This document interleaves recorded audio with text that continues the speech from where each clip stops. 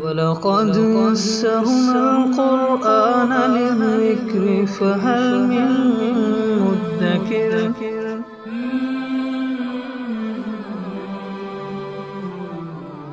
سورہ انشقاق۔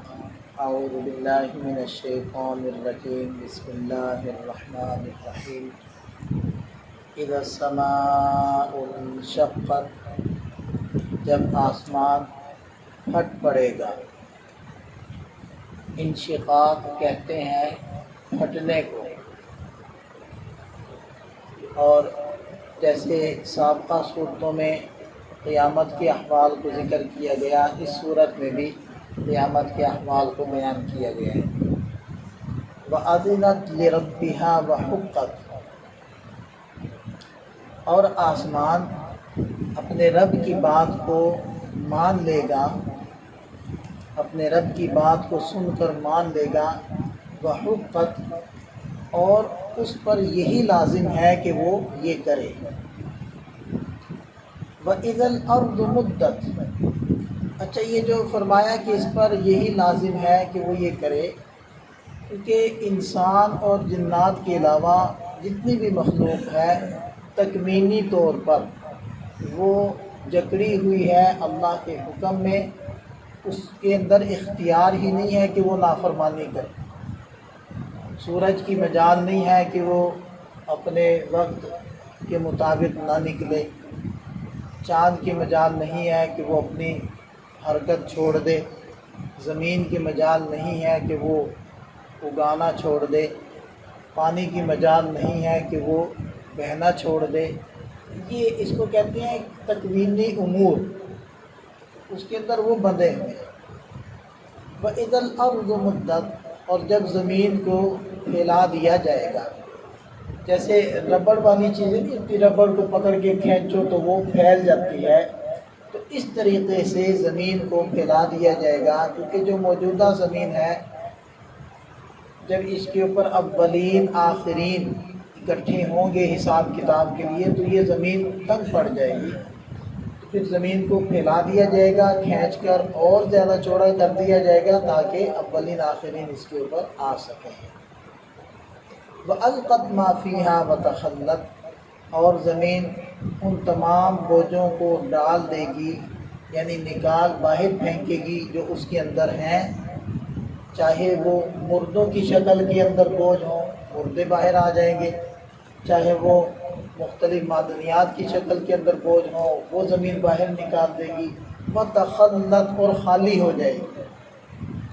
وَأَذِنَتْ لِرَبِّهَا وَحُقَّتْ، اور زمین اپنے رب کے حکم کو سن کر مان لے گی، اور اس کے یہی لائق ہے، اس پر لازم ہے کہ وہ ایسا کرے۔ یا ایھا الانسان انک کادح الی ربک کدحا فملاقیہ، اے انسان یقیناً تو اپنے رب کی ملاقات تک مشقت میں پڑا ہوا ہے، پھر تو اپنے رب سے ملاقات کرے گا۔ انسان وہ مشقت کے اندر پیدا ہوا ہے، یعنی ہر لمحے وہ مشقت اٹھا رہا ہے، چاہے وہ اپنی آخرت بنانے کے لیے نیک اعمال حاصل کرنے کے لیے مشقت اٹھائے، یا دنیا پرست دنیا جمع کرنے کے لیے مشقت اٹھائے، اور اس کے ساتھ یہ کہ آخرت کا طالب بھی نیک اعمال جنت کے اعمال کے لیے تو مشقت اٹھائے گا ہی اٹھائے گا، اپنے رزق کی دستیابی کے لیے بھی وہ مشقت اٹھاتا ہے۔ تو بہرحال انسان کسی بھی حالت میں ہو، کسی بھی نظریے اور علاقے سے تعلق رکھتا ہو، وہ ایک مشقت میں ہے۔ اور پھر دیکھیں کہ انسان کا معاملہ دیگر حیوانات کی طرح نہیں ہے۔ بیل نے مشقت اٹھائی، ہل چلایا، گھوڑے نے مشقت اٹھائی، اپنے سب اوپر سوار کر کے دوڑا، گدھے نے مشقت اٹھائی، ریڑھی کو کھینچا، تو وہ مشقت اٹھانے کے بعد ان کا کوئی محاسبہ نہیں ہے، بس مشقت اٹھائی اور ختم۔ لیکن انسان نے مشقت بھی اٹھانی ہے، اور پھر اخیر میں اپنے رب کے سامنے پیش ہو کر محاسبہ بھی اس کا سامنا بھی کرنا ہے، یعنی بتانا ہے کہ کیا اچھا کیا کیا برا کیا۔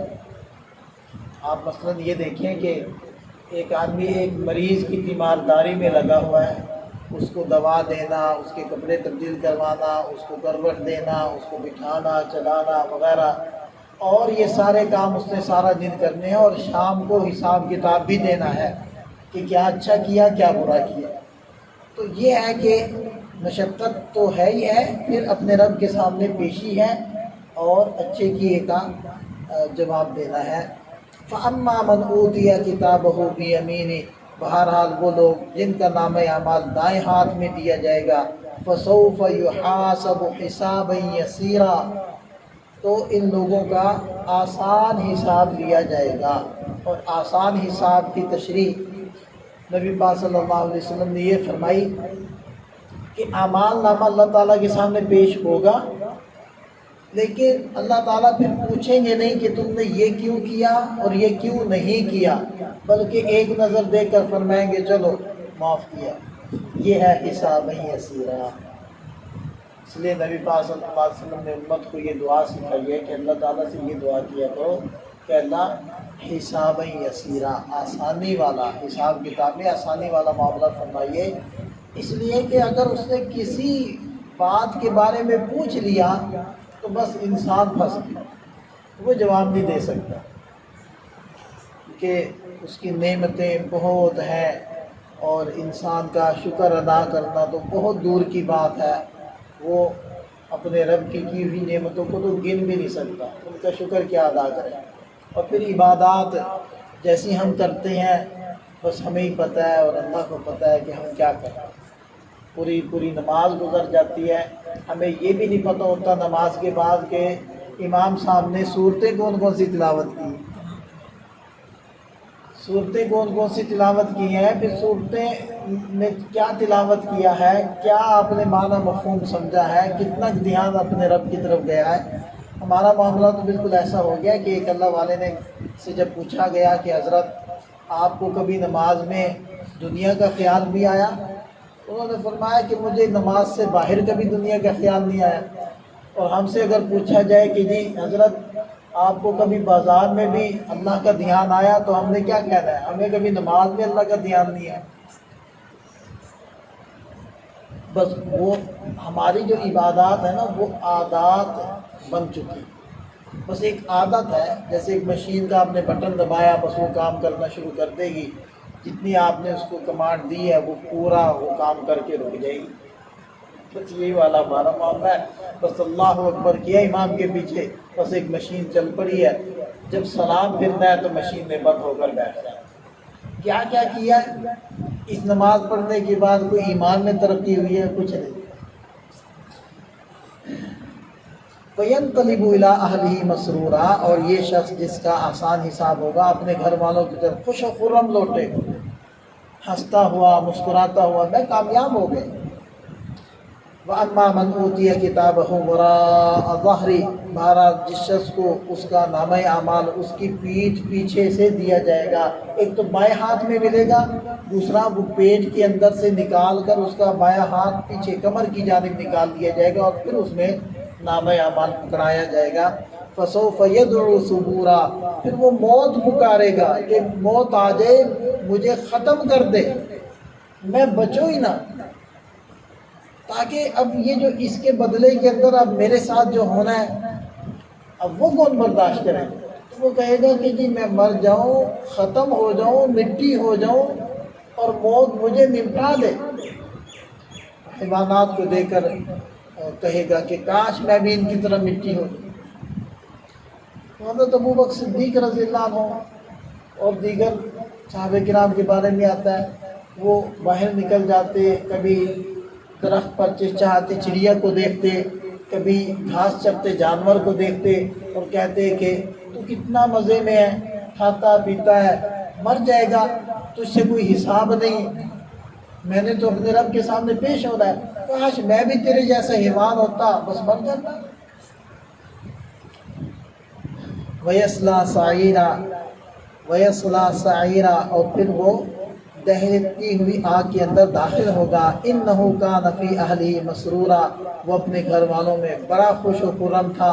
انہ ظن ان لن یحور، وہ گمان کرتا تھا کہ وہ ہرگز پلٹ کر اپنے رب کے سامنے پیش نہیں ہوگا۔ بلا، بھلا کیوں نہیں، ان ربہ کان بہ بصیرا، یقیناً اس کا رب اس کو دیکھ رہا تھا۔ فلا اقسم بالشفق، میں قسم کھاتا ہوں شفق کی، 4 قسمیں اللہ تعالیٰ نے یہاں کھائی۔ شفق کہتے ہیں سورج ڈوبنے کے بعد جو لالی آتی ہے نا آسمان کے کناروں پہ، اس کو شفق کہتے ہیں۔ وہ پہلے سرخی ہوتی ہے تو شفق احمر کہتے ہیں، پھر سفیدی آ جاتی ہے تو شفق ابیض ہو جاتی ہے۔ اب یہ دیکھیں شفق بدلتی ہے اور باقی نہیں رہتی، ایک حالت پر شکلیں بدل کر ختم ہو جاتی ہے، اور یہ ایک انقلاب عظیم ہو رہا ہوتا ہے۔ اس وقت سورج ڈوب رہا ہے، روشنی ختم ہو رہی ہے، رات کا اندھیرا آ رہا ہے۔ واللیل وما وسق، اور قسم ہے رات کی اور ان چیزوں کی جس کو رات جمع کرے۔ اب رات کے جمع کرنے کا مطلب ہے کہ رات کا اندھیرا جن چیزوں پر چھا جائے، اور رات کے جمع کرنے کا یہ بھی مطلب ہے کہ دن کے اندر انسان بکھرے ہوتے ہیں، سڑکیں بھری ہوتی ہیں، دکانیں کھلی ہوتی ہیں، گلیوں کے اندر چہل پہل ہوتی ہے، تو رات کو آپ دروازہ کھول کے دیکھو کچھ بھی نہیں نظر آئے گا، سب لوگ اپنے اپنے گھروں میں اپنے اپنے بستروں پر، دکانیں بند ہیں، سڑکیں سنسان ہیں۔ تو رات نے کیا کیا، جمع کر۔ چند حیوانات ہیں جو رات کو نکلتے ہیں، ورنہ اکثر حیوانات تھک ٹوٹ کے اپنے اپنے گھونسلوں اور ٹھکانوں پر جا چکے ہوتے ہیں۔ تو واللیل وما وسق، قسم ہے رات کی اور ان چیزوں کی جس کو رات جمع کرے۔ والقمر اذا اتسق، قسم ہے چاند کی جب وہ پورا ہو جائے، اس کی روشنی مکمل ہو جائے۔ اب چاند بھی کیا ہے، بالکل باریک سا ہوتا ہے، بڑھتے بڑھتے مکمل ہو جاتا ہے، پھر کم ہونا شروع ہو جاتا ہے، اس کی بھی ایک حالت نہیں رہتی، وہ انقلاب ہے اس کے اندر بھی، ایک حالت سے دوسری حالت کی طرف بدلنا۔ لَتَرْكَبُنَّ طَبَقًا عَنْ طَبَقٍ، یقیناً تم ایک درجے سے دوسرے درجے پر چڑھو گے، یعنی اے انسان تم ایک حالت سے دوسرے حالت کی طرف منتقل ہوتے رہو گے۔ بچپن، پیدائش انسان کی کیا ہے، وہ بھی مختلف مراحل، ہر 40 دن کے اندر ایک الگ مرحلہ، پھر پیدائش ہے تو بچہ ہے، بچے کے بعد لڑکا ہے، لڑکے کے بعد نوجوان ہے، نوجوانوں کے بعد جوان ہے، ٹھیک ہے نا۔ نوجوانی کے بعد کیا آتی ہے، جوانی آتی ہے، جوانی کے بعد کہولت یعنی ادھیڑ پن آتا ہے، اور کہولت کے بعد پھر بڑھاپا آنا شروع ہو جاتا ہے، بڑھاپے کے بعد پھر انسان اسی طرح کمزور جیسے کہ بچہ، اور پھر فنا ہو جاتا ہے، ختم ہو جاتا ہے۔ یہ ہے مختلف حالتیں انسان کی۔ فما لہم لا یؤمنون، ان کو پھر کیا ہوا کہ یہ ایمان نہیں لاتے، یہ انقلابات دیکھ رہے ہیں، ان کو کون کر رہا ہے، یہ سسٹم کو کون چلا رہا ہے۔ وَإِذَا قُرِئَ عَلَيْهِمُ الْقُرْآنُ لَا يَسْجُدُونَ، اور جب ان کے سامنے قرآن پڑھا جاتا ہے تو یہ سجدہ نہیں کرتے۔ یہ آیت سجدہ ہے، بعد میں آپ لوگوں نے سجدہ بھی کر لینا ہے۔ بَلِ الَّذِينَ كَفَرُوا يُكَذِّبُونَ، بلکہ کافر جھٹلاتے ہیں۔ وَاللَّهُ أَعْلَمُ بِمَا يُوعُونَ، اللہ خوب جانتا ہے ان چیزوں کو جن کو یہ جمع کر رہے ہیں، چاہے وہ اعمال ہو جو انسان جمع کر رہا ہے، چاہے وہ خیالات ہو جن کو انسان اپنے دل میں جمع کر رہا ہے۔ فَبَشِّرْهُم بِعَذَابٍ أَلِيمٍ، آپ ان کو دردناک عذاب کی خوشخبری سنا دیجئے۔ إِلَّا الَّذِينَ آمَنُوا وَعَمِلُوا الصَّالِحَاتِ، البتہ وہ لوگ جو ایمان لائے، نیک عمل کیے۔ لَهُمْ أَجْرٌ غَيْرُ مَمْنُونٍ، ان کو نہ ختم ہونے والا اجر ملے گا، نہ ختم ہونے والا بدلہ ملے گا۔ جنت کی نعمتیں ختم نہیں ہوں گی، وقت کے ساتھ ساتھ بڑھیں گی، نعمتیں بھی بڑھیں گی، ان کی لذت بھی بڑھتی رہے گی۔ ایک حالت پر جنت کی نعمتیں نہیں رہیں گی، تاکہ انسان عادی ہو کر ان کی لذت ختم نہ ہو، لذت بڑھتی رہے۔ اللہ تعالیٰ ہم سب کو اپنا مہمان خانہ جنت نصیب فرمائے۔